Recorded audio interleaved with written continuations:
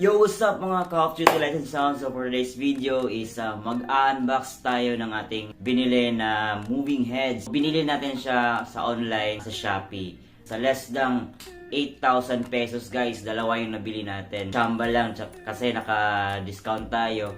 At saka meron tayong ginamit na voucher. Yung original price niya talaga is around 4,000 plus. But since nag-discount sila guys, I think mga 5%. Nakuha natin siya less than 8,000 with shipping fee na yun guys. So without further ado, let's go.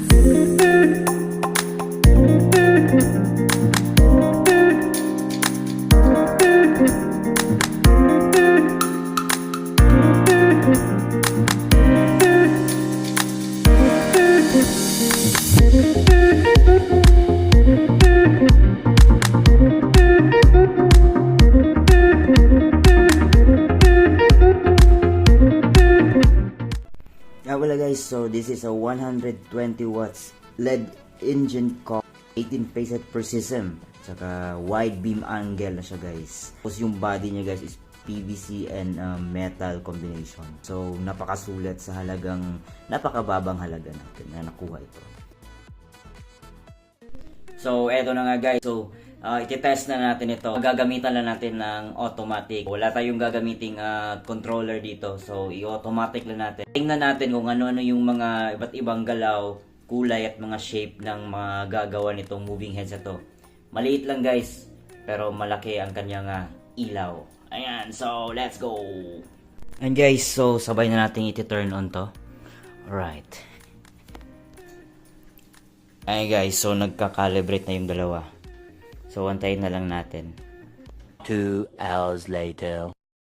Ayan guys, so patay natin yung ilaw.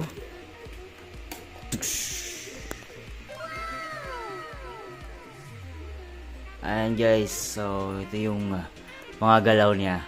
Ayan. Tapos lagyan natin smoke guys para mas maganda yung effect. Alright.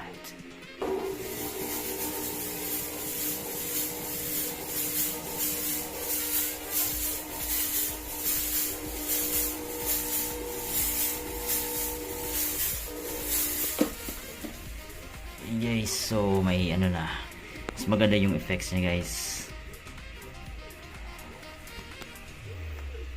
Tutok natin konti doon. Ayan.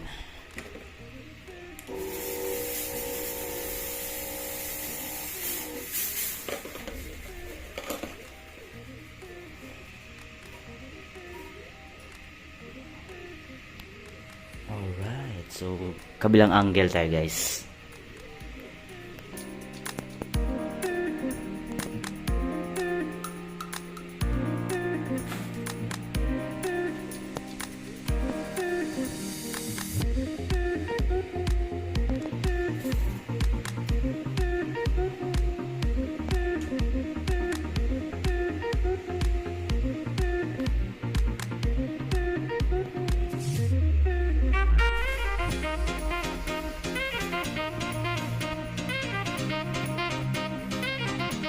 Astig guys, astig.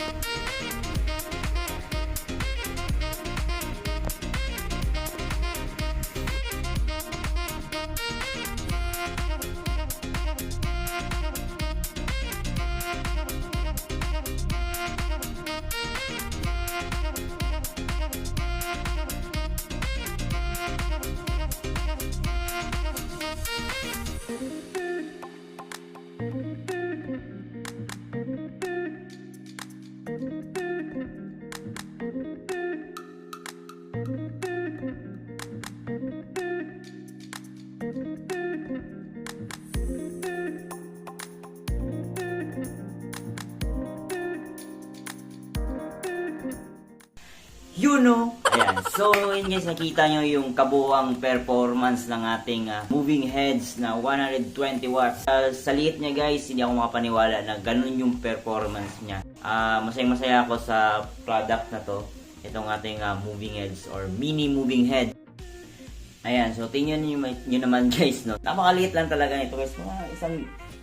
Siguro mga isa't kalahating dangkal ko lang. Ayan. Maliit lang siya guys compare sa yung mga 230 beam na nakikita natin, yung 320 beam. Ito is 120 watts lang to guys. So maliit lang. Sa mga gustong bumili guys, ayan, pa-flash ko yung seller at saka yung presyo nito guys. Sa Shopee natin to nabili. Ayan. At sa susunod natin na video guys, papakita ko sa inyo kung paano mag-program nitong ating moving heads na to guys. So papakita natin yung iba't ibang klase ng mga effects niya, yung ilaw niya. And so, till next unboxing mga Call of Duty Lights and Sounds. Alright.